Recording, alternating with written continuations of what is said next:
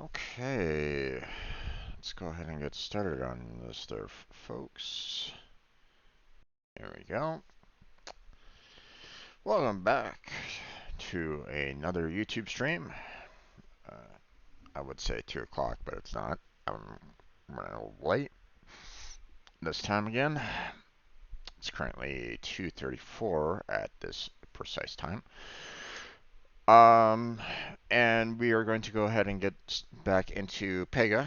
And then we'll go on to some video uploads, and then afterwards, I don't know. I don't know what I'm gonna do today because, well, Warframe was really glitching out pretty bad yesterday. Um, was not. Um, I mean, the game was still playable, but I mean, there were times where it got to the point where even I was considering doing a hard boot on the game itself. Just doing an Alt F4 and then closing it down. Um, I was able to recover it, but typically that was kind of based off of the fact that the host had to kind of sacrifice his connection to the game. And, well, I don't really want to have that happen at all, to my gameplay. So, it sucks that he basically had to disconnect on his end to get the game to, or, get the game to kind of respond even for me. And, um, that was, that's just downright unfortunate all the way around.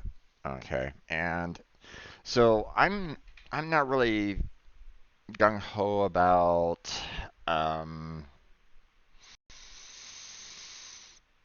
having to uh, try to do that again today. Um, so I think what I'm gonna do is focus on something else altogether. Just like a one-off game for the most part. Um, now, um,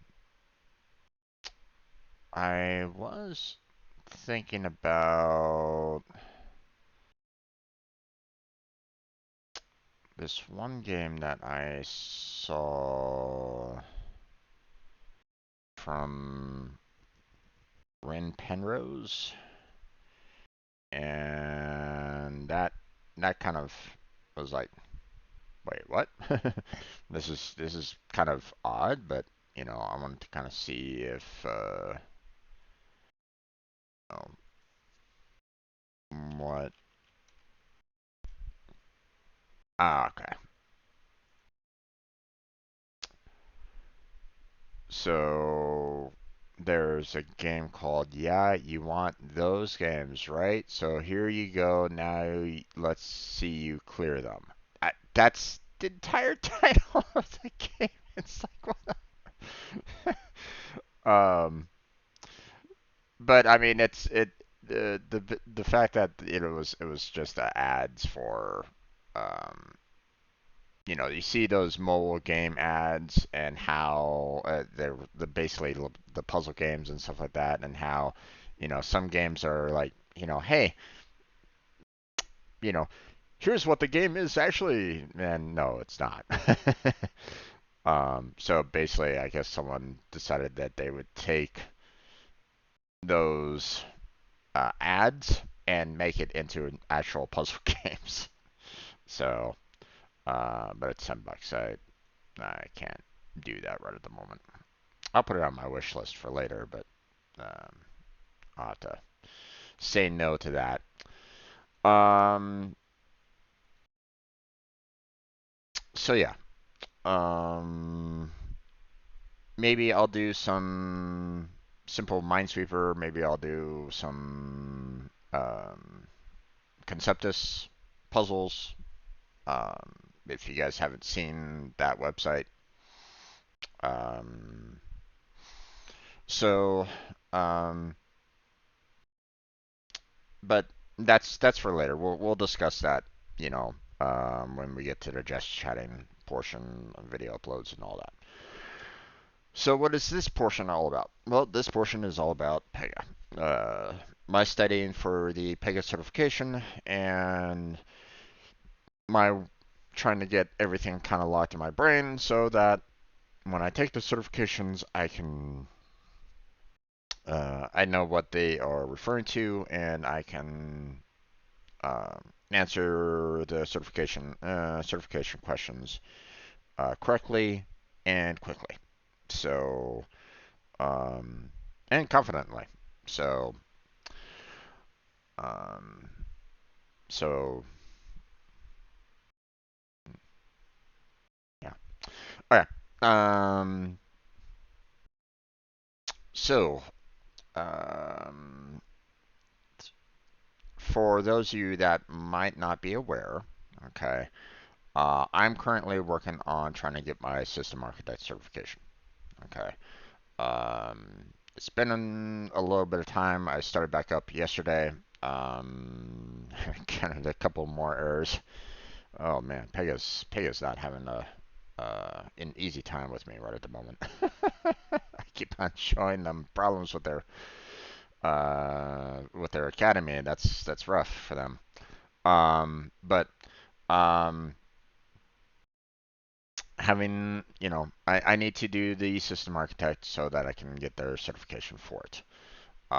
There is the business architect as well that I could also take if I really wanted to, but my main drive is I want to actually do, coding. I want to do programming. I don't care if I do like the crappiest code. Well, not necessarily the crappiest code.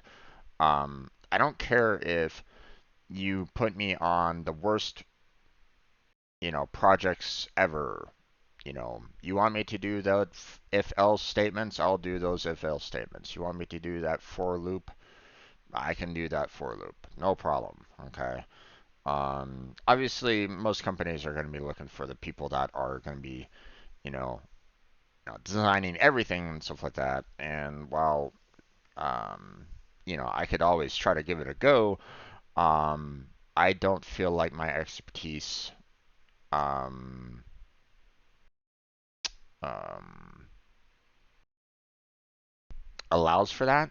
You know, you want someone that has been programming for years, that's gotten to know a lot of the details, learned all the tricks and trades, and will be able to go, okay, well, this will work at this particular spot, and this won't at this point. You'll have to do it over here. That kind of thing. Okay. Um, and while sure, I might be able to in some cases. Um, I I myself, I don't necessarily um, I don't necessarily consider myself good enough for that. So um, I haven't been a consistent programmer developer for long projects for long term.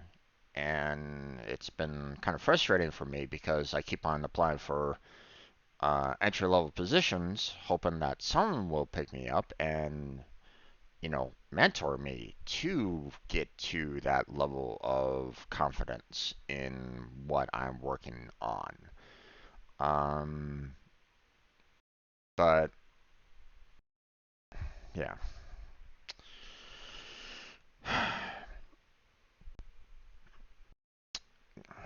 lots of competition out there right at this moment in time. But I mean, I will keep on pressing forward because I don't really have much else to really go with right at this moment in time.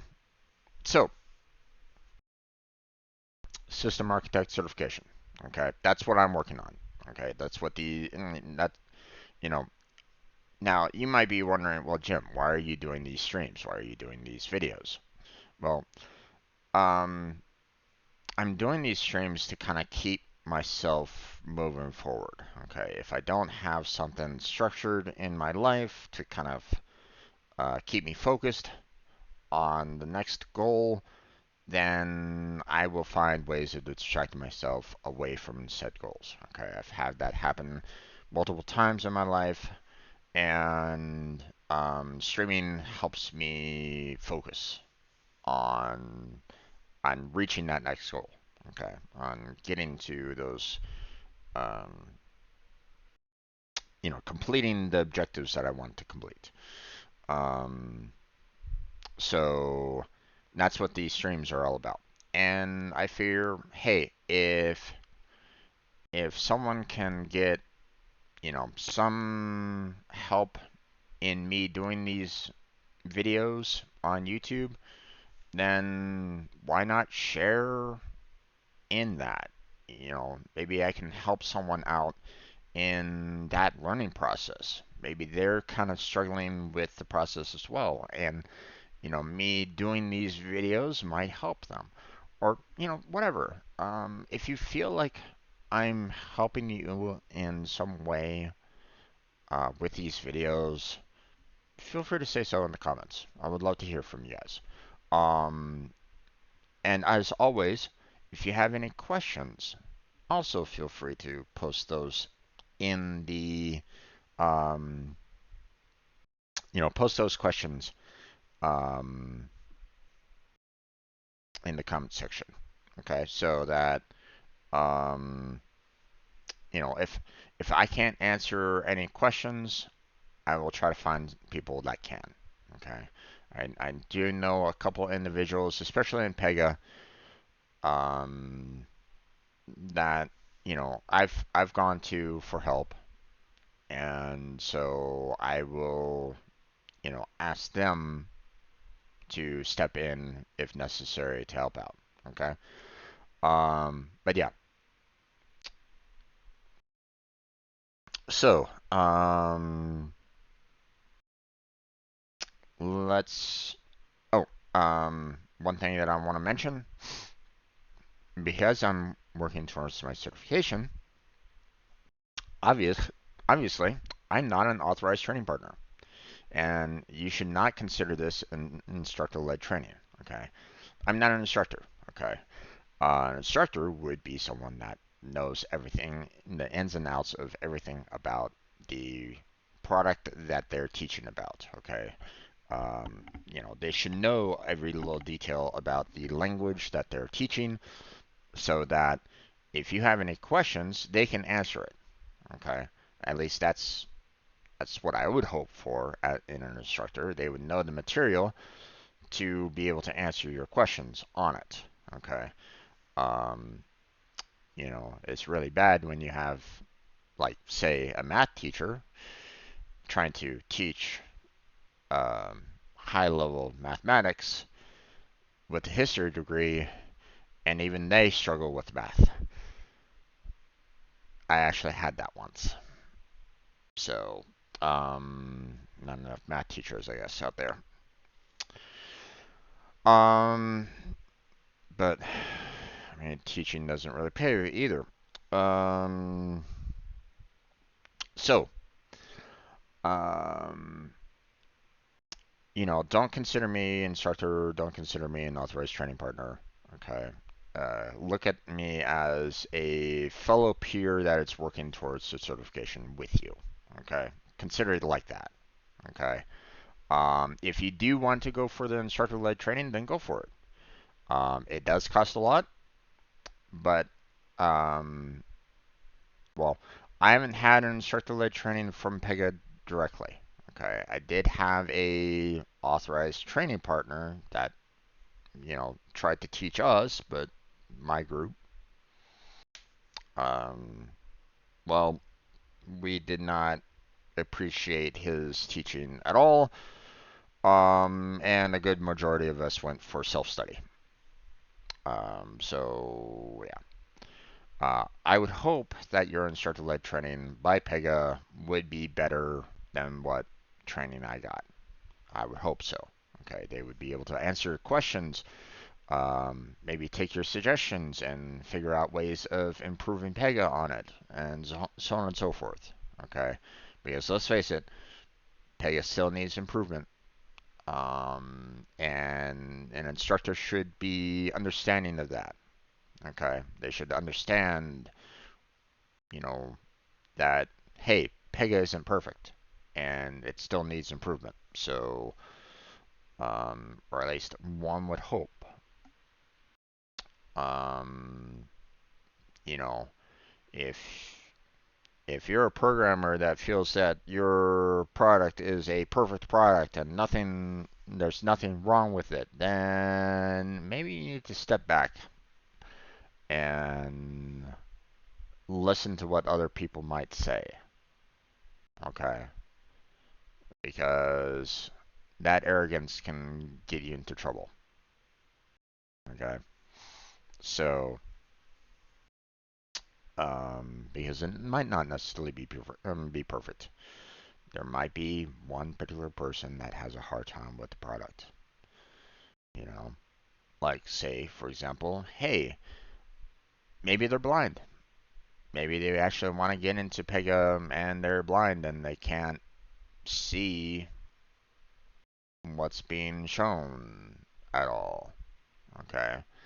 So maybe they need a lot more in terms of um, audio direction, or maybe they need some, help in terms of, um, maybe they need, that um, web web page to Braille, working a little bit more.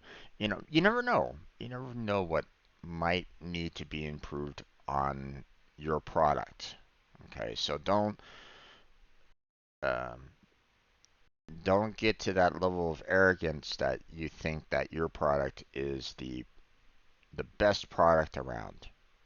Okay, and there's no room for improvement. Just don't do that. Don't get to that point. Okay. Um, you know, obviously, you know, when you're doing a product, you want stages, right? You want certain factors to be added to your product to kind of improve upon it over and over and over again. Okay, and that's perfectly fine. Okay, um, but don't think of it as perfect. So, yes, there's always something that you can improve on.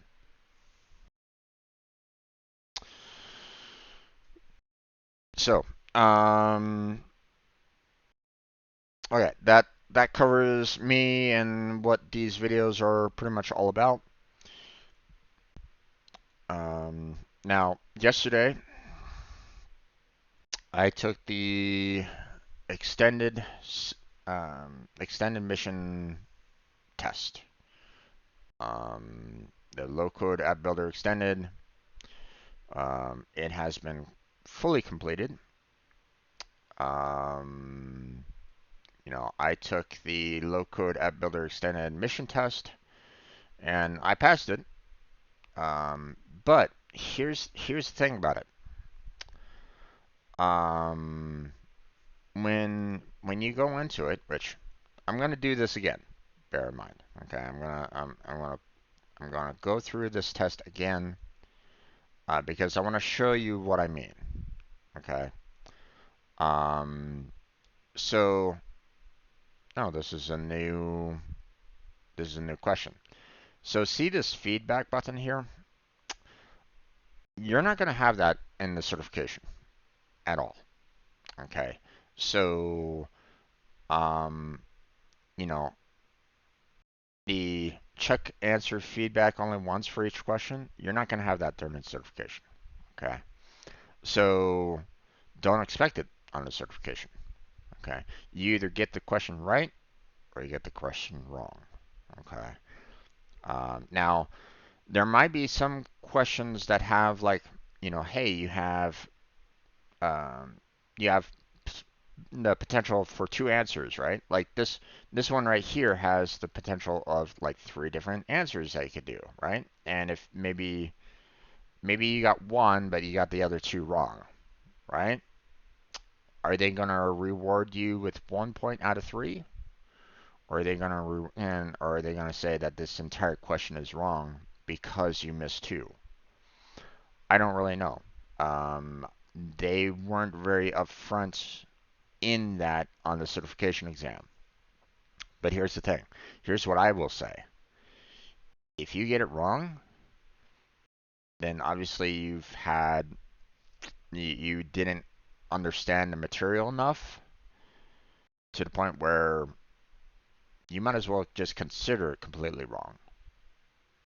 Because at the end of the day, if you don't hit that minimum requirement for the certification, then you fail that certification exam, and you're going to have to retake it. Okay, so better to get it completely right and be confident enough in that answer, in that response, so that when you go into the certification exam, you know, um, you'll be able to answer those questions promptly without any difficulty. So, okay, so let's see.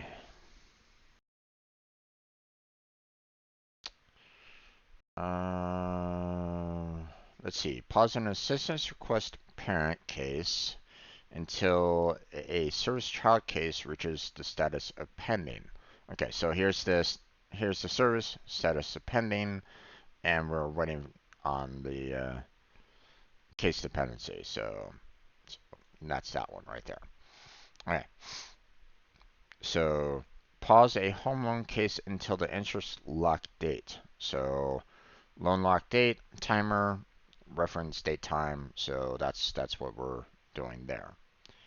And of course, this one would be the last one, but let's double check, just to make sure. So case dependency for any assistance request to be resolved. So pause the parent case until assistance request child case status is resolved completed. So that's basically what that lines up with. Okay. Now I could click feedback, and it would be all right. There wouldn't be any kind of issues. But here's the thing: that feedback won't be there for the certification. Okay. So if you really want to like truly test yourself, then you don't use the feedback at all. Okay, but that's not necessarily the point of these videos anyway. Okay, we're trying to learn. Okay, um, so we're going to go on to the next question here. Which requirement is best implemented by using a wait step in a case? You must pause a case until a user uploads a signed document. Okay, and um, that might be good. You cannot proceed with an expense report until a manager approves the request. Nope, you don't need a wait step for that. You need to send an email after the user completes a form. You don't need a wait step for that. That's a separate send email step. You cannot complete a purchase case on a website unless you complete a new account subcase. That is a new case step. So it should be that first one there. Oh, it's incorrect.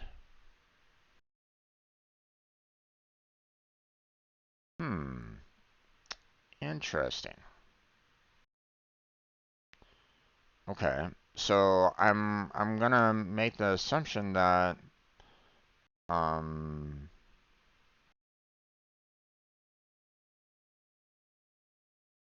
hmm,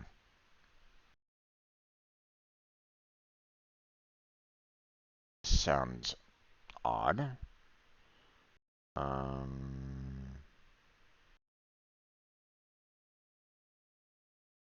in this scenario, it's more appropriate for you to use an assignment task. So the second one then? All right, well, we go on to the next one.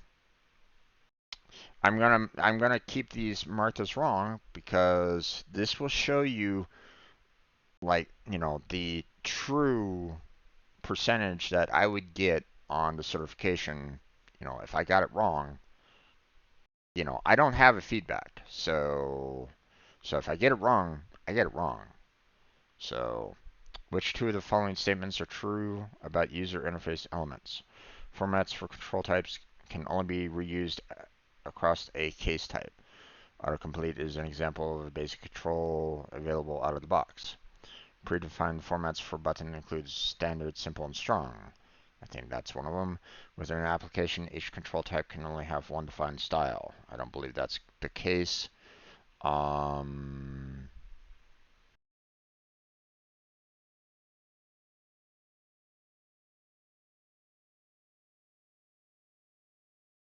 I believe it's these two.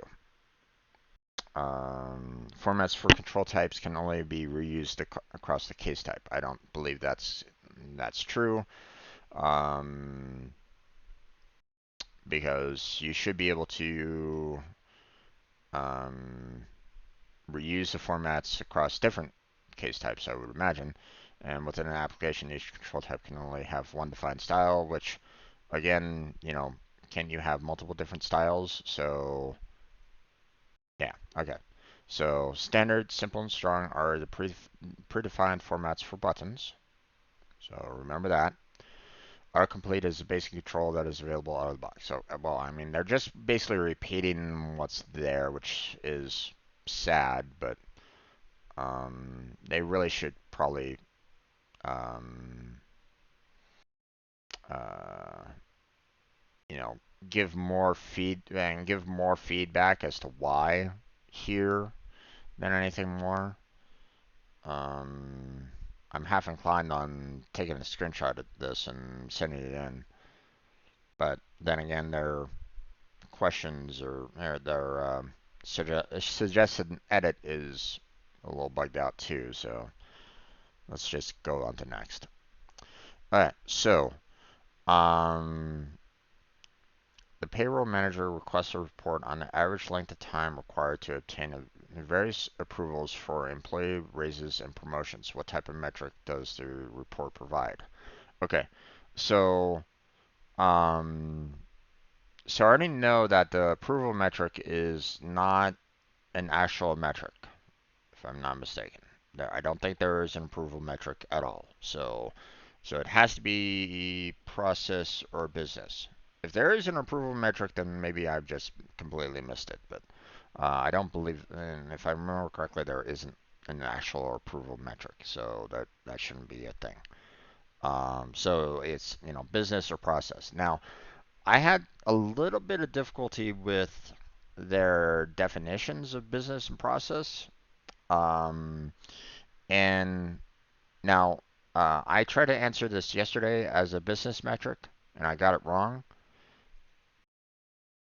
Um, business metric report provides information on the data you define in your application. But, you know, um, average length of time isn't that data? So, that's why that's why I got kind of confused on this. Now I'm gonna, keep this as wrong in this particular case, so that I can kind of go back to this section and restudy it. Okay. Um, if I'm not mistaken, it's process is the correct answer. So, all right. Um, Gateway Medical is developing a large project guided by a blank. On the large project, Catherine serves as the blank, designing the overall application structure and managing a team of blank. Brian serves as the blank, working directly with blank and stakeholders to understand business needs. Okay, so um,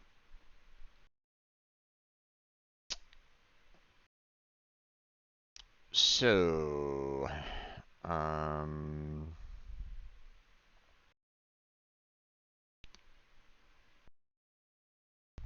So Catherine serves as the most likely lead system architect, designing the overall application and structure, and managing a team of system architects. Okay, that should be an easy one there. Okay, um, is developing a large project guided by a blank on the large okay, guided by a blank. Okay, so you most likely want to have a project delivery leader handling a large project. Brian serves as the business architect, working directly with subject matter experts and stakeholders to understand business needs. I believe that's completely correct. Yeah. So, yeah, the project delivery leaders handling, the overall project of it all. Okay, you have the lead system architect handling the overall application structure, designing it and stuff like that, and then of course you have managing a team of system architects. I mean, leads will be in charge of other you know um, a lead system architect will be leading other system architects. So you have that dynamic there. Okay, so managing a team, hey, you got yourself a leader there. So they are leading the system architects, managing the system architects. Um, Now, uh, Brian serves as a system matter expert. Well, no, it would for one thing wouldn't necessarily be plural. Um, but um, subject matter experts and stakeholders would understand the business needs. They would understand what is the project being designed for, what is it needing to be handled, so on and so forth. And so the business architect is kind of talking with those individuals to figure out what will the application need to meet those needs, to meet like say um say you're in a bank, right? You're in the banking industry, and you just discovered Pega, and you want Pega to you know completely give yourself a new cashier application that the cashiers can use. Well, guess what? Um, the business architect needs to kind of go to the managers and the cashiers to kind of figure out, what they are, what they do, how they go about doing it, what they need, what they would be kind of looking for. So, in a sense, the manager and the cashiers would be kind of like the subject matter experts in this kind of scenario, right? Not completely, but I mean, I'm just saying, um, uh, if I want to know how to design you know, a register, that a cashier at a supermarket would be using, would I be going to the CEO, or would I be going down to the front lines cashiers? Well, the CEO's not going to know. They're going to mess up the entire. They might not completely understand what the cashier is even doing. What functions they might be, happier with and the like. So they might design a completely different user interface that the cashiers might absolutely hate. Okay, because it might not necessarily function the way that it absolutely needs to. So would you consider the CEO to be a subject matter expert in the case of making um, cashier um, register? Probably not. Probably not. So, manager requests a report that contains the following columns: create date, case ID, create operator, and work status. You must sort the create date values so that the most recently created cases appear at the top of the list, with the remaining cases descending from newest to oldest. Okay, so Create date property, select count in the summarized column. Well, you already have a create date already kind of made, by having a report that is reporting on that. Um, so I mean, you don't necessarily. Well, it's not saying that they're creating it. So select count in the summarized column. Well, that doesn't necessarily mean anything for the create date. Count doesn't necessarily work for date. Okay. Typically, count is one where it's like you're adding up all the values, or you're trying to add, like, hey, does it actually have a date? Well, count how many of these fields actually has a date. If there's some blanks in there, then obviously don't count them. So if you have, five possible fields and one of them is not missing a date, then the count would probably return back 4. So probably not, most likely not that and the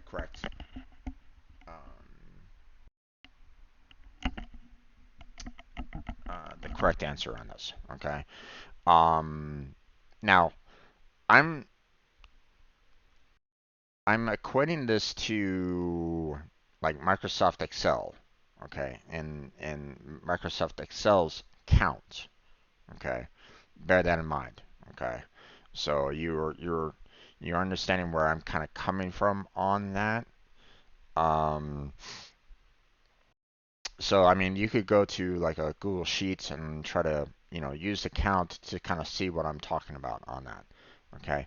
Again, I don't suspect this as something that is very useful, okay? Because you're trying to get the cases to sort from newest to oldest.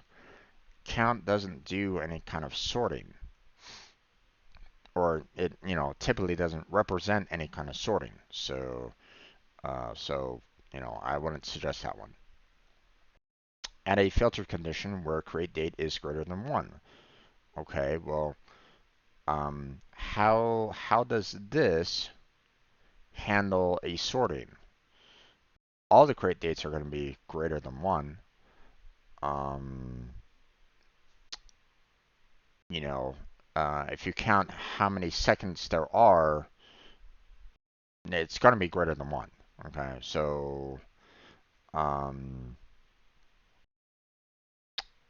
but here's the thing, when you're trying to do from newest, which is the largest amount of, um, the largest value in the create date, versus the oldest, which will be the smaller value in the create date, then um,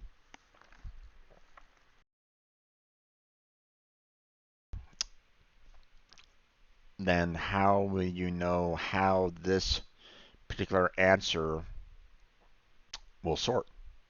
So probably not a good one for that. Configure the create date as the first column of the report. Again, how does this sort? This does nothing about sorting from newest to oldest. Okay, this is putting the create date in the first column. That's it. There's no sorting there. So this one is not the correct answer. For the create date property, select highest to lowest sort type. That's that's the correct answer there. Okay. Now it's still a little weird to see highest and lowest when it comes to date, but um, when if what you got to remember is that the a computer will only see zeros and ones, right? Okay. So they'll only think of binary. Okay. So when you know uh, first thing is that the the people that made the computers, they set an arbitrary date as the as like a zero value kind of thing. Like this date is the very beginning of when everything should be counted from, right? Um, and so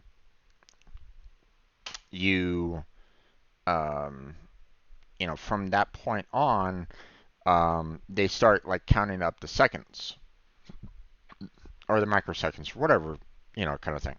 So as you go from that start date to the present, okay, it goes, 0, 1, 2, 3, 4, 5, and just keeps on going, okay?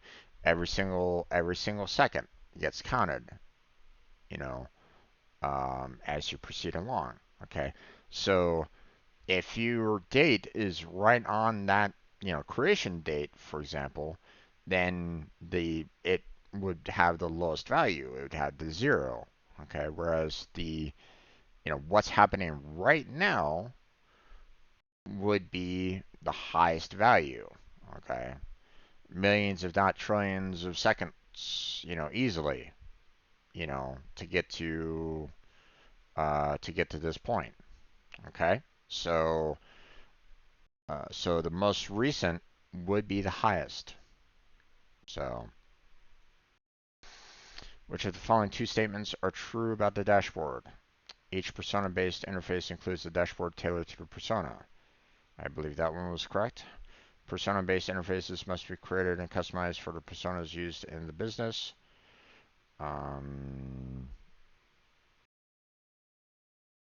Sure. Each persona-based interface includes an empty dashboard that must be customized with widgets tailored to the user's persona. No.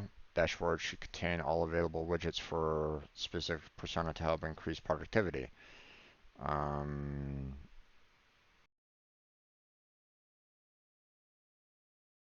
If I'm not mistaken, I think I got this one wrong last time.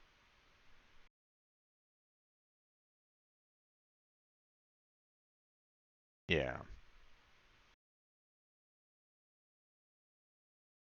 I think I had to switch it over to the key performance indicators.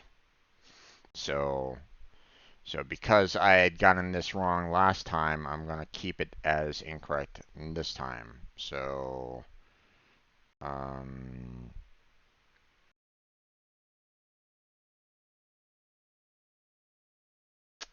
but here's the thing, persona-based interfaces, they typically only have like a default interface that's given for everybody. So it's not necessarily specific to the persona based. So I don't know. We're gonna go ahead and I missed this question yesterday, so I'm gonna go ahead and click next because it is incorrect. So I want that section for later. So drag each phrase to where it's needed to complete the task. Okay, so um, create a role. You want to supply a name. Um, for user, you want to supply a role. You want to supply an email address. And you want to supply a channel. I believe that's correct. Oop, nope. Okay.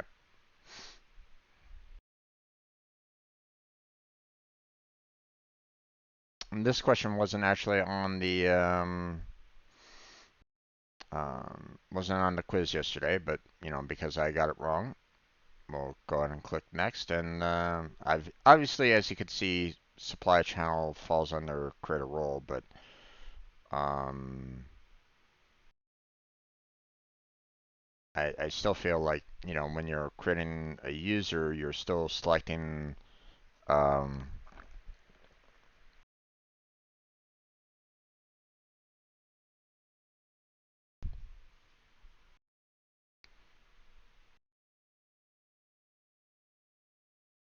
still feel like you might be supplying a channel to it, but I could be wrong on that. All right, we move on. Alright, so two mobile app channel interfaces are created for the manager and employee user personas. The manager channel interface contains applications to run reports and edit orders, while the employee channel interface does not. Both personas can use either channel interface, which is false. Um, you want the employee and manager to have separate widgets, separate tasks that they need to handle, such as run reports. Okay, employees shouldn't necessarily run and need to run reports. Okay, so yeah, that should be false. So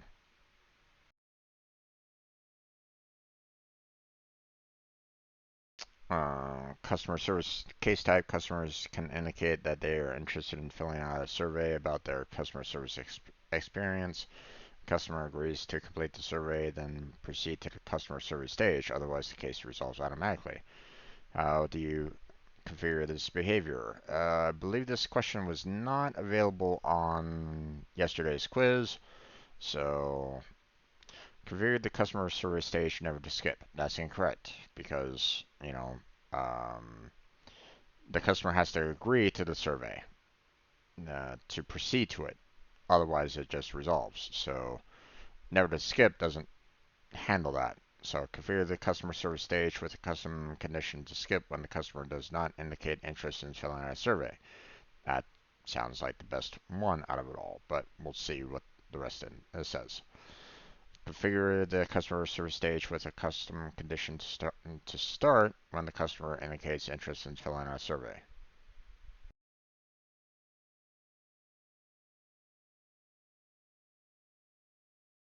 Um,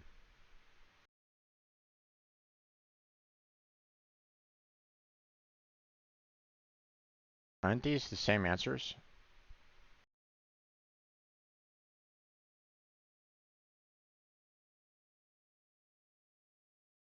This seems like the same answer. Configure the processes of the customer service stage to start if the customer indicates interest in filling out a survey.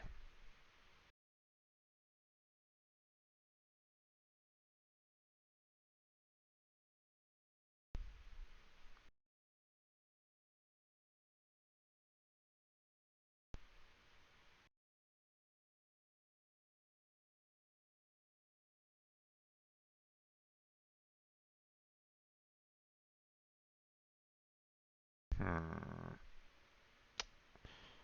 No, this wouldn't. Um,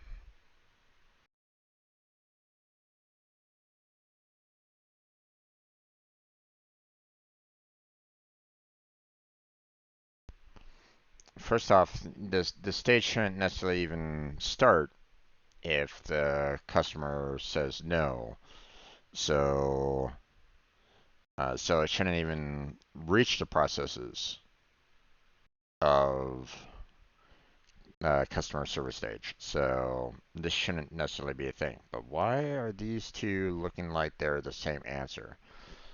Configure the customer service stage with a custom condition to skip or start when the customer indicates interest or does not indicate interest in filling out a survey. It's like they're essentially the same thing. Um, but here's the thing. Um, um, when it's the wording here that we have to be careful of because um, the if you set up a custom condition in the stage, um, it will it will skip the stage if that condition is true, right? Or am I misremembering? So so it doesn't necessarily, it's not necessarily start. So I believe this is the correct answer out of it. So yeah. Um,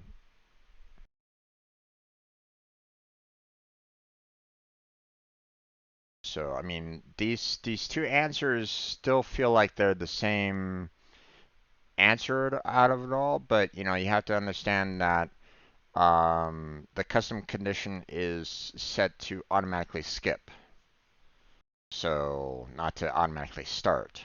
Okay, the stage the stage automatically starts no matter what. Okay, so having the customer indicate interest doesn't mean crap. Okay, the stage will start no matter what. Okay, what you want to make sure that you do is make sure that it can skip. It doesn't go there. So that's what this is all about there. So all right, so we got this wrong yesterday. Um, you know, I did that and I did this for the answer, if I'm not mistaken. Yeah. So, you know, my mind was thinking, you know, um, region as in like a region of space, like an area, you know, like in a state or something like that, like a county or something along those lines. You know, that kind of a region. Okay, that's what my mind was kind of defaulting to. But obviously, there's something else going on there. You know, where that keyword is used for as a different meaning. So, um, so we're gonna go back to that section and relook at it. Okay, because I got this question wrong yesterday. We need to make sure that we get it right next time for the certification exam. So, business process requires states that users should be able to modify the shipping address at any time without interrupting the primary path of the case. Which of the following options is the best way to design for this requirement? Add a step in the process? No. Add an optional action to the case type? Um, I believe that was the case. Add a process to an alternate stage. I mean, we are needing to kind of go to um, you know, we're gonna need to kind of go off the primary path. So you need to kind of have an alternate stage um, for the most part. Um, well, maybe for like some extra, if you have like a lot of um, different processes, then you might want to consider doing something along this line, I would imagine. But for something that should be just as simple as modifying a shipping address, then optional action would probably be the best out of it all. So adding a process in stage uh, isn't the best because that indicates that you're suspecting that everybody's going to need to be modifying their shipping address every single time, which might not necessarily be the case. So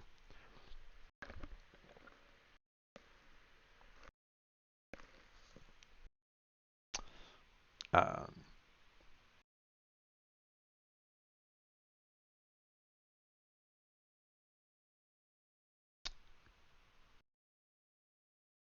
yeah, keep the case on the primary path.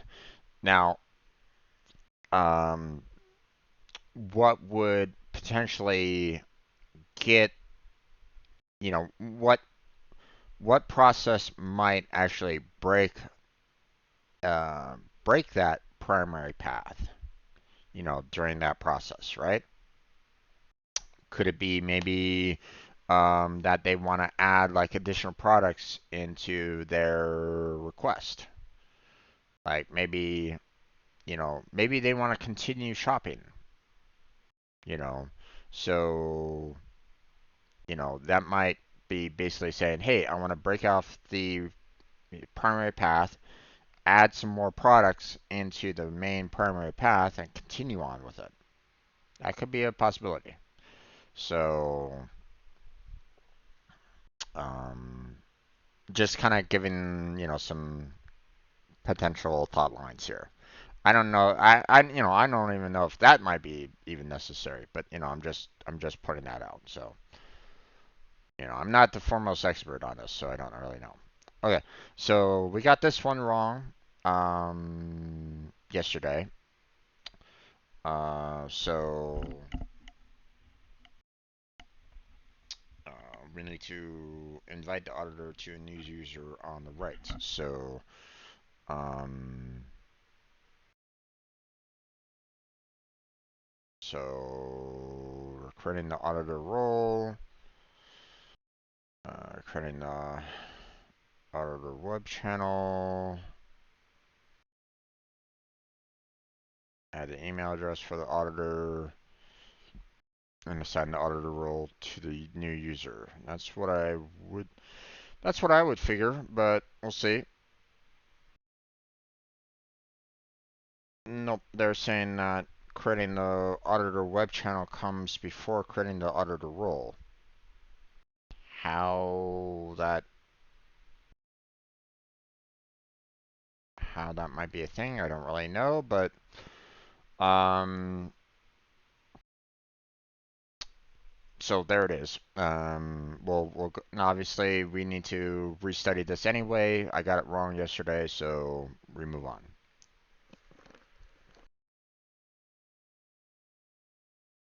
Ah, now this one, um, we had the fact that this is what you need in order to get um, the answer correct. Okay. On a stage, you define a condition that, with comparators, determine when the stage is skipped. On a process, you define a condition with comparators to determine when the process is executed. So, um, but I made a mistake yesterday in saying process and stage, which is incorrect. So,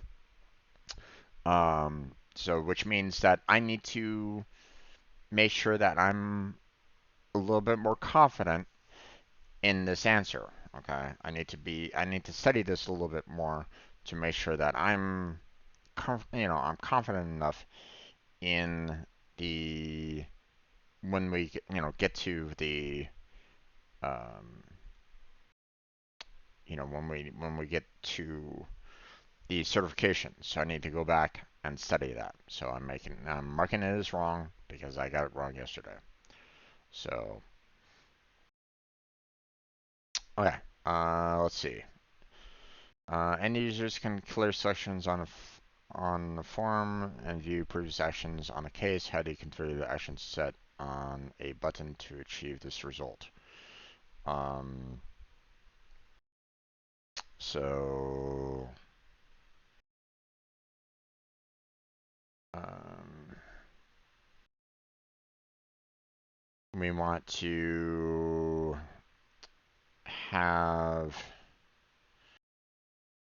have the click event with a refresh action, and then you want to view the history afterwards. So that should be correct. Right.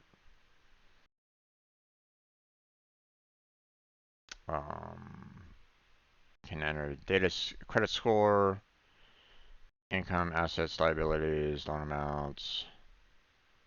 Um,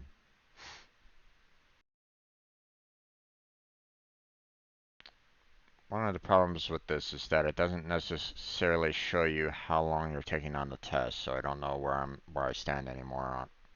But I have 30 questions left, and I think I have like maybe 15 minutes left, so uh, maybe less actually.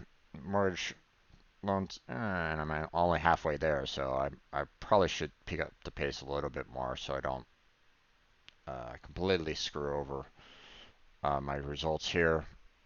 Mortgage loan case type, applicants can enter data in the credit score, income, assets, liabilities, loan amount fields.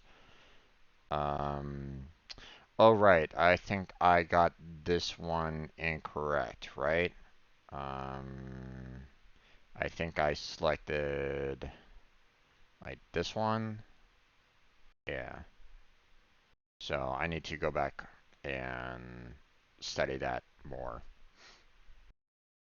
So, wait steps, case dependency, and timer. So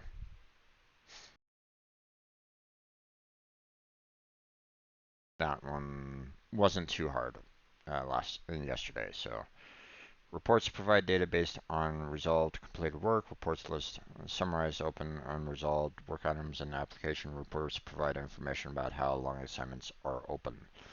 All right. So this one wasn't on yesterday's test. So um, we want to look at um, the the wording here. So provide information on how long assignments are open. So we want to monitor assignments. Um, we want to monitor processes, and we want to analyze performance. So yeah.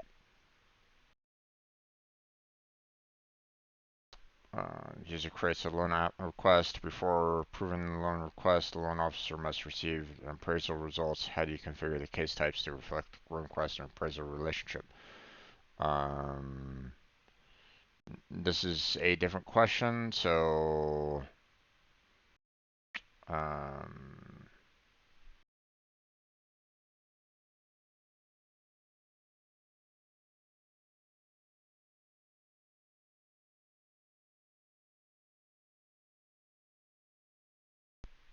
yeah, you want the appraisal. Um,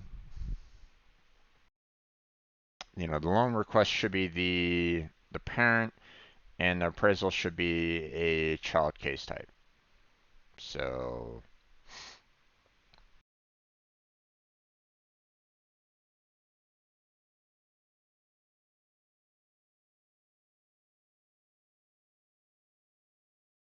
um, okay, so this is again a um, new question. So an online shopping application use to visualize data about recent returns. From the blank, you analyze the types of returns and amount of each return.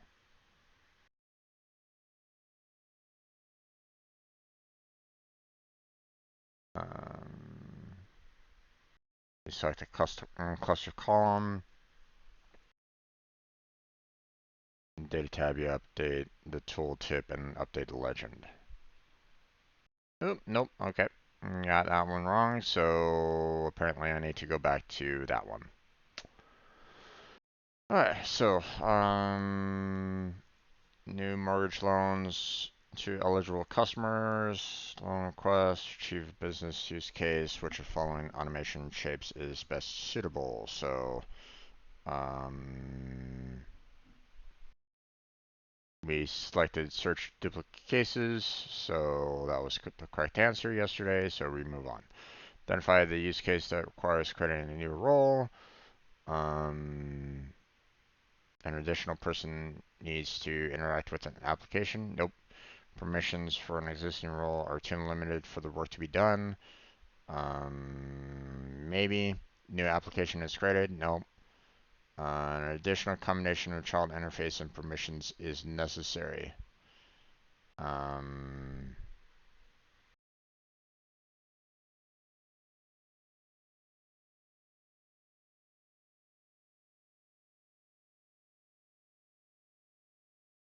I would say this one because of the channel interface. So, new permissions might mean that you might need a new channel interface. So, I don't think that question was on yesterday's, so that's why I went through that. Um,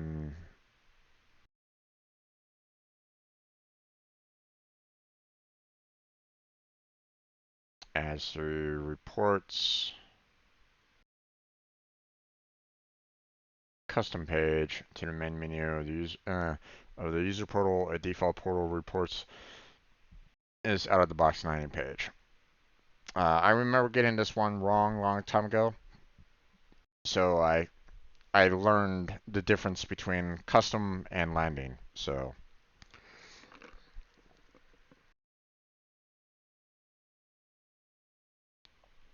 So remember what each of those are representing. So which two assets are assigned to release and used to estimate the project's scope and duration. I don't think this was available yesterday. Um,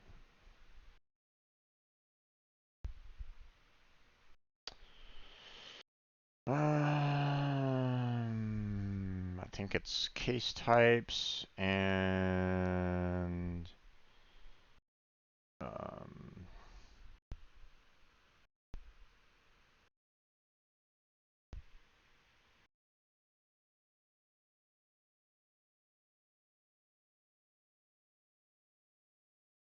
oh, I don't really know out of the top of my head. Nope, I guess I was wrong on the case types. Okay, well, I'm definitely gonna need to relook at that. So, okay, I didn't have this question yesterday, but it's a fairly easy one. So, um,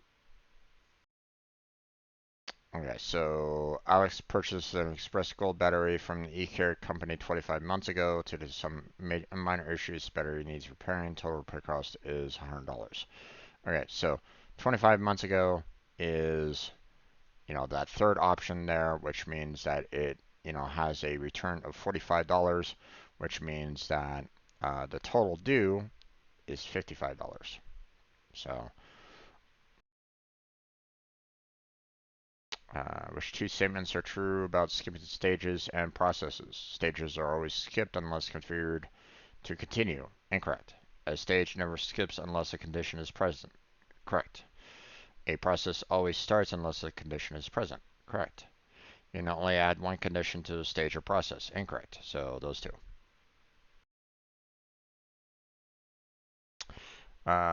Each row of a decision table consists of one or more testable conditions organized into columns. How does Pega platform determine when to return the specified result for a row?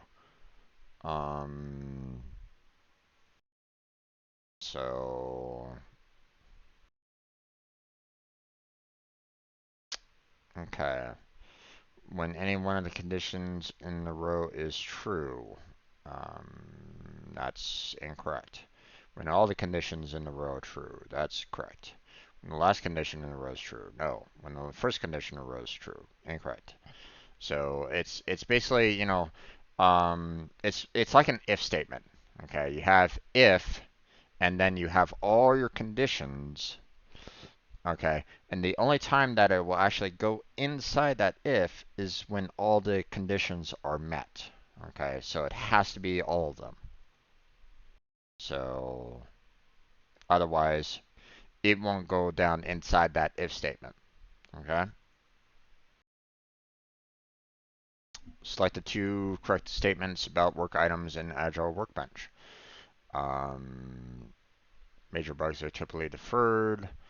User stories are the primary work items for an Agile Workbench, probably. Feedback items are featured enhancement requests. Development backlog includes user story bugs and tasks. Um,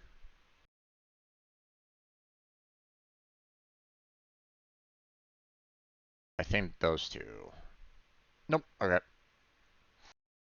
I gotta relook at the Agile Workbench again. That was a new question from yesterday. It's kind of unfortunate that I'm dealing with like different questions, but at the same time, I'm also happy on the fact that they are giving me those questions so that I can relook at them. So, management reports that a large number of cases are incorrectly identified as potential duplicates. Which of the two approaches can you use to modify the duplicate case search process to reduce the number of potential duplicates identified? Um, we had this question and we were able to answer it correctly, which was, um, there's no weights for basic conditions, so this is incorrect. There's always a basic condition, so this is incorrect, or at least there should always be a basic condition. Um, so, um, so that shouldn't be correct. So it's just these three out of, so add a second search duplicate case step to filter out invalid duplicates. I mean, you could, but I mean, that doesn't, that might make things really buggy. So if I remember correctly, it's both of these. Adjust the condition weights and increase the threshold value. So yeah. And last question. Customer service representative opens a refund request case, determines if it's duplicate, and resolves it. Case status changes to resolve duplicate. What happens to the case next? We had this question yesterday. I answered it correctly. So processing of the case terminates. So it doesn't merge into another case. It doesn't get moved into a queue to be merged later. It doesn't matter. And it doesn't go to a manager for resolution later. So it just terminates. So all right. Now, most likely, I missed a lot of questions there, so I don't think I'm gonna hit that 80% on this. Right. So now look at this. Okay. Bear this in mind. Okay. Um, the this was like without that feedback, this is probably what I would have gotten on the certification exam if it was presented to me, like right now. Okay, that's why it matters so much that you need to be very um, focused, or you need to be absolutely certain, you know, what how to analyze these questions, how to answer them, because as you can see, you know, um, if I if I had taken that certification exam, yesterday, you know, and you know, the result is 80%, you know, I would have gotten 63% out of it all. Okay, I would not have passed this certification. Now, bear in mind, okay, the certification exam does allow for a little bit more wiggle room. Okay, it's not 80%, or at least it wasn't last time I checked. Okay, if I'm not mistaken, I think the threshold is like 60%, I think. But here's the thing, there's a lot of questions on the certification exam. Okay, uh, we only had 30 on the certification exam. Um, Here, hold on. Let me look this back up again. Pega certification. Um,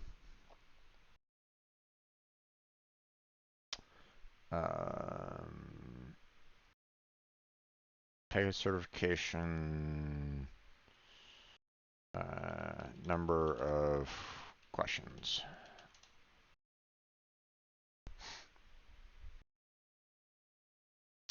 Um,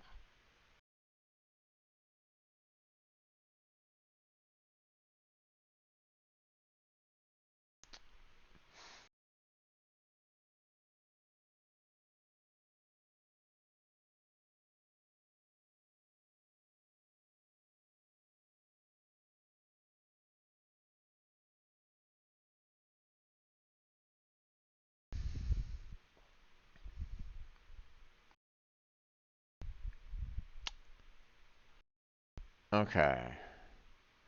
I don't know how true this is, but I saw this on a website. I could be wrong on it, so, you know, use this as a an idea of what you might be facing, okay?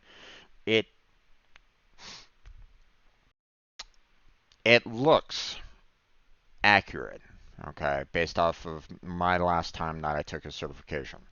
But again, this might have changed, okay? So it might not be exactly this, okay? But exam duration, according to this, is 90 minutes. That sounds about right. I remember probably about an hour and a half or so to the exam. So 90 minutes sounds about right. 60 questions. That sounds about right. Um, and they're multiple choice. So, um, but it might not be always multiple choice. It might be like true and false and like. So don't consider it as only multiple choice. Okay. Bear in mind that there might be other questions there for you to look at, study, and understand what you need to do. Okay. And according to this, it's 65% and above. I thought that it was 60, but maybe they recently bumped it up to 65. I don't really know. Okay. But one way or another, it's not 80%. Okay. Just bear that in mind.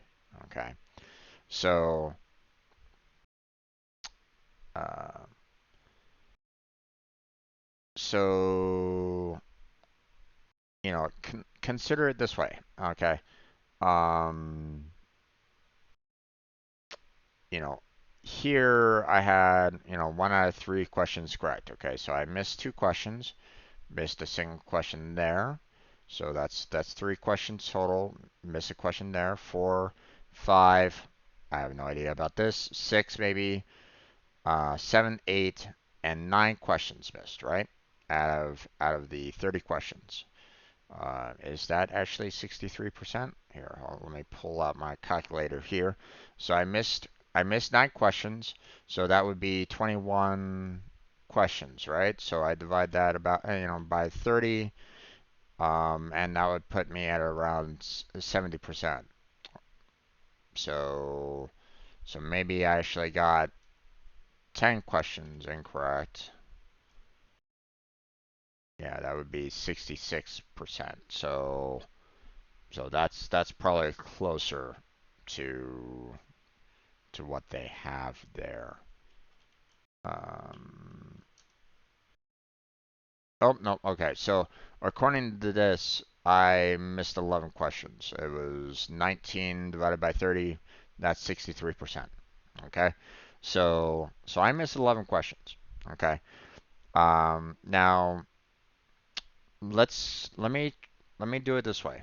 Um, I'm gonna multiply 19 by 2. Okay, so that would be 38 questions. And I'm gonna divide that by 60, right? Once again, same result, right? Because if I'm doing, you know, if I'm doing 60 questions on the certification exam and I missed, if I was missing like 11 questions on 30, I'd probably be missing potentially 22 on 60 questions. Maybe, maybe not. Don't really know, right? Once again, I would have gotten 63%. If it was the 65% threshold, then I would not have passed the certification.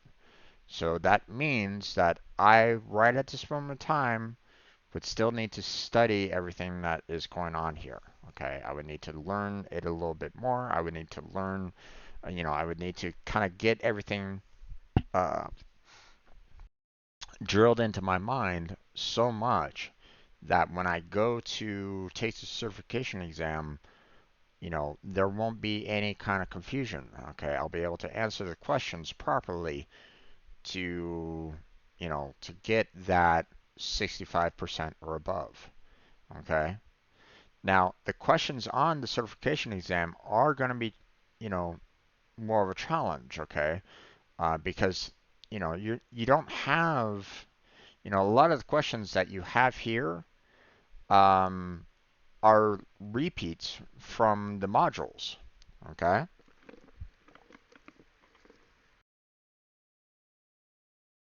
They repeated the questions. Okay. So, so that's why I warn against memorizing questions, memorizing answers, because that doesn't necessarily help you.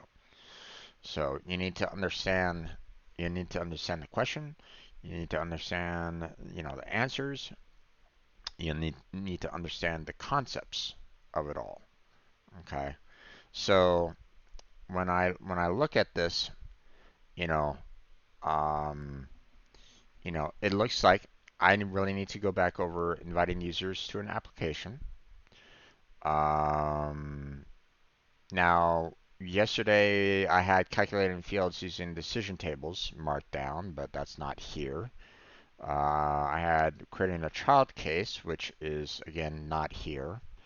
Okay, so what I will want to do is I want to kind of cover and grab these additional modules here. Okay, and I'm going to take them as um, topics that I myself need to cover again later to make sure that I'm confident enough in those sections so that when I go to the certification exam on this, um, I'll know what they're talking about.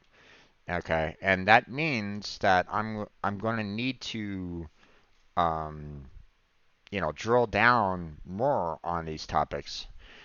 Look at you know, at the very precise details of it all, and make sure that I'm kind of understanding, um, you know, what, what is being, asked of me in those modules, understand the concepts, understand everything kind of thing. And, you know, as you can see, like I have 9 modules here that I might need to recover or cover again to make sure that I'm really understanding the material. Okay, because obviously there was maybe some keywords in there that I wasn't fully 100% on. I haven't drilled it down in my brain good enough to be comfortable to take the certification exam. Okay, um, ideally you should be hitting it with 100%. Okay, and that's without the feedback. Okay. Um, if you're hitting 100% on here, okay, confidently, like you're not necessarily guessing, then you're doing well for yourself. Okay. Um, and you know, if there's some hesitant about a question, then mark it wrong and see. Um, Go back to that section, restudy it. Look it back over. And restudy, so you understand that particular topic. Okay, so when you get to that certification, there's no hesitation there anymore.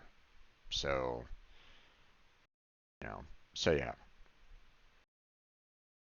But, I've already passed this, so, um, so yeah. Now, we covered the system architect. Okay, we have the 2 missions done. Okay, tomorrow I'm going to cover the last 2 modules of the business architect. Okay, I'm going to go over those in the next Pega video. So if the business architect is something that you're interested in, be prepared for that. We'll go over those. Um, Obviously, the last 2 modules are still fairly extensive. We have 5 minutes for each of these, and then the module quiz for this one to go over. And then, of course, we have the architecture and design during the prepare phase. And there is a lot of details on this one. I mean, case design, technical architecture, backlog creation, user story readiness, directly capture objectives, plan validation, and then, of course, the module quiz after that. Okay.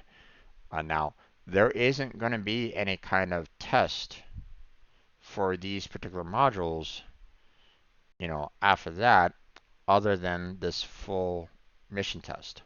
And this mission test is only 15 questions, and it covers all of these. 15 questions covering this mission, and these two modules. Okay. That's not a lot of questions there, folks. Okay. That's not much for the business architect. Now, I don't know what, you might face on the business architect certification. Um, Let me see. Let me. Um,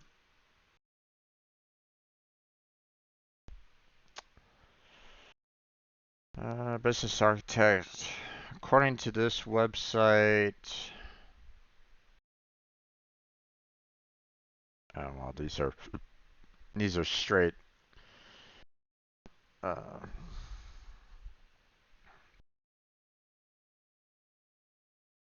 potential sample questions. That doesn't necessarily help me on what the exam is going to be all about.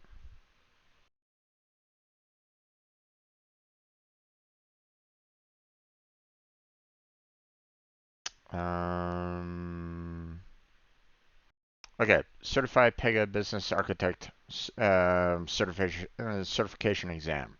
Okay, this is directly from Pega Academy itself. Okay, so it's 50 questions. So it's 3 times this here, folks. It's 3 times this. So, bear that in mind, that it's 3 times. Okay. It's an hour and 30 minutes, so 90 minutes. Okay. But you have to get a passing score of 70%. Okay. And once you've completed all that, you know, um, you know, if you get above a 70% passing score, then you'll be certified for the business architect.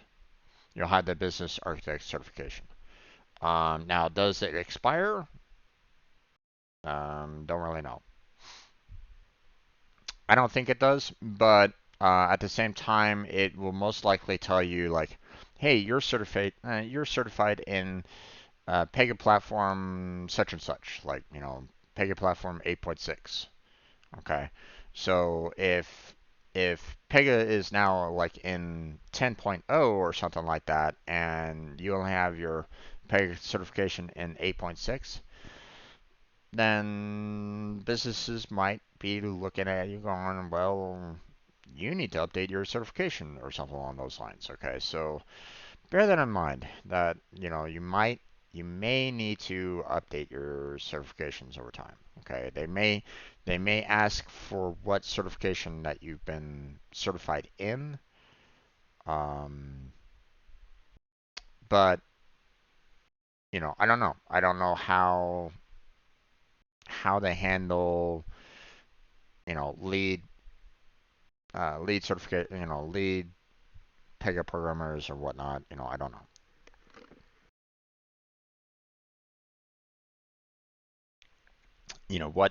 What would a business require you to do, you know, if you want to continue working there? Okay. Would they want you to continue upgrading your certification for every single certification that is possible? Okay. Would they want you to go, okay, great, you got 8.6 on your certification. Well, guess what? 8.7 just came out, and you're going to need to take that certification exam. Did they want that? I don't know. Personally, I haven't heard anything along those lines. But again, I'm not in that industry right at this moment in time. I'm not working for a company that requires that certification exam, at this particular time. So I don't know. If someone does, if someone's watching this right now, you've already been certified and you're working in this industry already as a job, and they're basically, and maybe your manager came up to you and said, "Hey, you need to update your certification." Did that actually happen? I don't know. I'm not aware. Feel free to say, that in, comments, or, come to my stream and mention that to me or something like that. I will pass it on, obviously. Um, but, just bear that in mind that, um, there may be the need for you to stay up to date.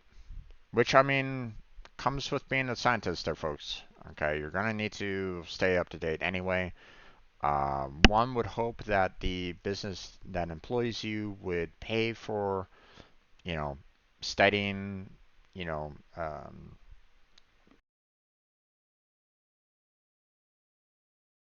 you know, they would pay for an instructor-led training. Would be nice, right? I don't know. Um, I would hope that, if a business is looking, at a Pega developer, um, I would hope that they would be paying their system architects to stay up to date. Take that instructor-led training. Um, you know, get some instructor-led training. You know, to stay up to date with everything Pega. One would hope. Nowadays, I don't know. Um, Nowadays, it feels like, they don't. Companies don't really want to train anymore, and that's a sad thing. They'd rather sacrifice experience, um, and hire someone, and potentially hire someone brand new that might have that higher level of certification. Um, which is really sad. You know, they don't want to train, and I've come across so many businesses nowadays that does not want to train. That does not take a leadership role in guiding their, entry level employees to a higher state of understanding. Okay, if you're a lead, if you're a manager, and you're watching this right now, I implore you, keep building up your employees. Okay, at least those employees that you feel would benefit the company overall. Okay, everybody's so worried about their own personal jobs, and it's like, it, the whole idea of, like, okay,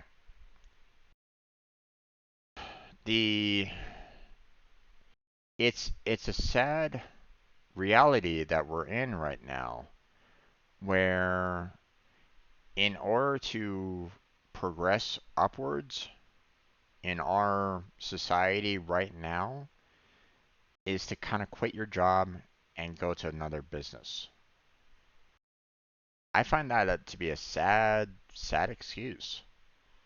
You know, that shows, you know, that doesn't necessarily show any loyalty from the company to the employee, because they're not willing to, work with an employee to, keep their salary um, um, competitive. It's not giving them the um, if a person wants to get into a management role, for example, and there's no management roles available, then what is the one worker supposed to do? Okay, if they're working constantly, year after year after year, you know, putting in good work, and they're never offered, a way to grow, to go into that lead, to go into that managerial role or whatnot that they may be looking for, then what is that worker supposed to do? More often than not, it's them moving on to another company that will offer them that lead, that managerial position. And that's a failing of the company, not the failing of the worker. And that's that's the sad side effect of what's going on nowadays. Okay. Um, you know, One of the businesses that I worked at for 3 years. Okay. Um, you know, um, I needed it. I needed it for the money. Okay. I there was nothing in that job that improved on my programming experience whatsoever. I was trying to work my way to try to get into their programming development portion of the company, but it was never anything that was offered to me whatsoever. They saw me as pretty much someone expendable, and eventually they laid me off.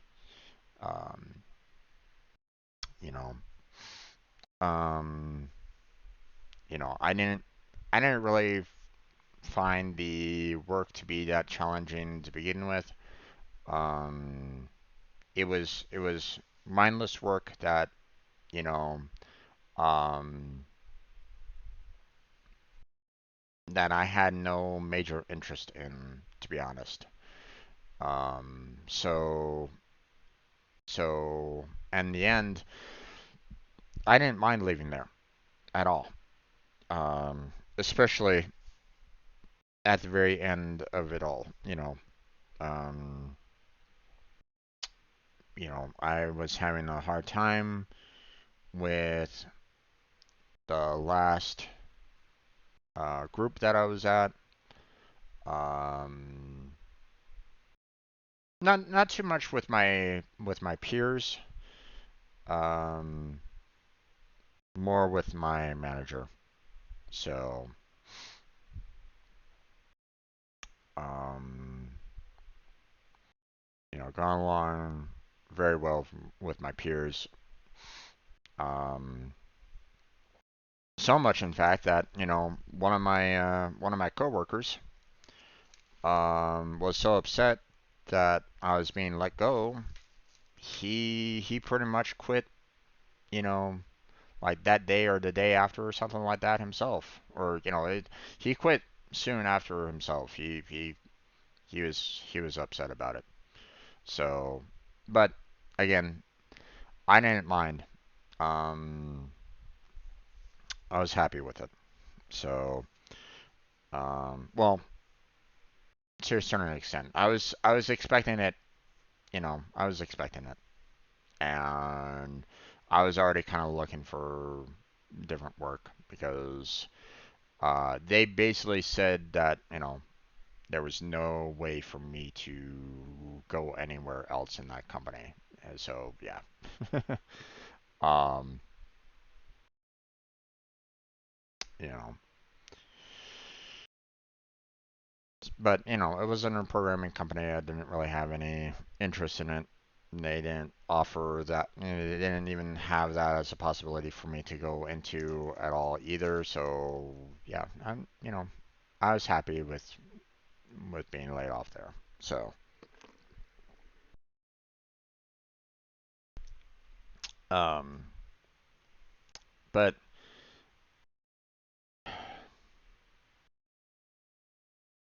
here's the thing, okay? Um, the idea of um, you know, you having to study at home to get, to increase your work, okay? No, I disagree with that, okay? If you are trying to improve upon yourself, to improve the company that you are working for, then that should be falling under the umbrella of the company. Okay? The company should be helping you in that. Okay? The company should be paying you for that. The company should be helping you train for that. The company should be giving you everything that you need to, get what you need to increase your total knowledge. Okay? The idea of, hey, you want to improve, yourself, and in so doing, help improve the company, then you should be doing it on your own time. Is flawed. I don't like that. I feel that that's incorrect. Um, you know, um, like you know, for that one company that I was saying that I worked 3 years for. Okay, there was this one manual um, that some people knew, um, that helped in like one of the processes of the work that we did, right? But there wasn't any time to study that manual. Okay, they were not willing to set up any kind of study session, set up any kind of um, group session or something along those lines for everybody to kind of study that manual, to learn from it, and to get everything that there is from that manual so that they can be better at that particular point in their job, right? They weren't doing that at all. Okay, the only way for you to be better in understanding that particular manual was for you to kind of take it home and learn it yourself. You know, why on earth would you want to do that? Okay, it's not benefiting you. It's not necessarily benefiting you, not necessarily right away. Okay. Um, Now, sure, you know, it might benefit you because now you're doing the job a little bit more efficiently, you know, and they might like you better on the job, so you might have that potential for promotion, right? And that's what's kind of like a cancer in this business world right at this moment in time. Okay, is people are using their time at home where they should be relaxing. They should be enjoying themselves. They should be, playing games, watching TV, relaxing, you know, doing what they want to do to expand on themselves. Okay, you know, um, taking that trip, going to see the sights, going out to, a park or something like that, and see everything that there is to see or something along those lines, okay? Something that is, character building, okay? If you go home and you work on something that benefits the business, then what happens when the business says, here's your pink slip? All that time that you spent at home studying for that, working on that one particular process to get ahead at work, wasted time, right? Are you going to be able to take that to any other business, especially if it's like a manual that is not shown anywhere else, you know? Or what if it's a dead language? Like I learned Cold Fusion on one of my jobs. It's a dead language. No one uses it anymore. Or if they do, probably be a good idea to just move on to a new language because it's no longer supported by the company that owns it anymore. So, um, so that was, me studying that language and learning everything that there is to learn about it turned out to be a dead end. Okay, that doesn't help me. If I did a lot of studying on my own time for that language on my own time, then that would have been wasted time. So, um,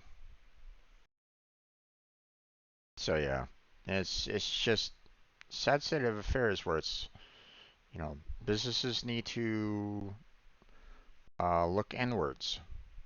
Okay, you know, managers and leads should be supporting their entry level or junior software developers and supporting them to grow.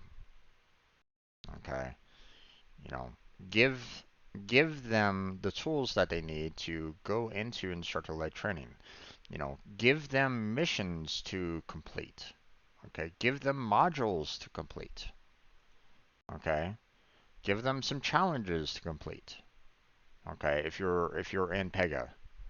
Okay, um, talk with your developers about these. Okay, because not only um, not only will they learn from doing those missions, from doing those modules, from doing those challenges, but you also learn as well. It strengthens your understanding of Pega. Okay, teachers basically reinforce their knowledge of those subjects by repeating those subjects over and over and over again. Okay, so it becomes second nature to them. Okay, you are strengthening the business, by helping the um, junior developers, by helping the entry level developers, by covering these missions, by covering these modules, by covering these challenges. Work with them about it. Believe me, it helps. You maybe go into something completely different. Go into artificial intelligence. Okay, maybe there's a part of business that you haven't even gotten into, like artificial intelligence in your business, that no one really has any understanding for it. Take an hour of your time in the day and cover that with other people. Okay? Take that, uh, you know, uh, plan a meeting with your entire team and study that. Okay? And, you know, basically chalk it up to, hey, you know, because we are learning this particular subject, we are going to be improving upon the business further down the line. Okay, we are understanding more, we're learning more, we are going to be helping our business grow with this new technology. Okay, it happens all the time there, folks. Okay, so leads, managers, if you're watching this, do that. Help out, be the positive influence in your teams. You know. Now, if one of your team members doesn't want to do it, then that's up to them. Okay. Then, they might not want to. They might not want to grow or, you know, move on from where they want to, from where they're at. You know, in some ways that's okay. Um, they might be comfortable where they stand. Okay. And while it's um,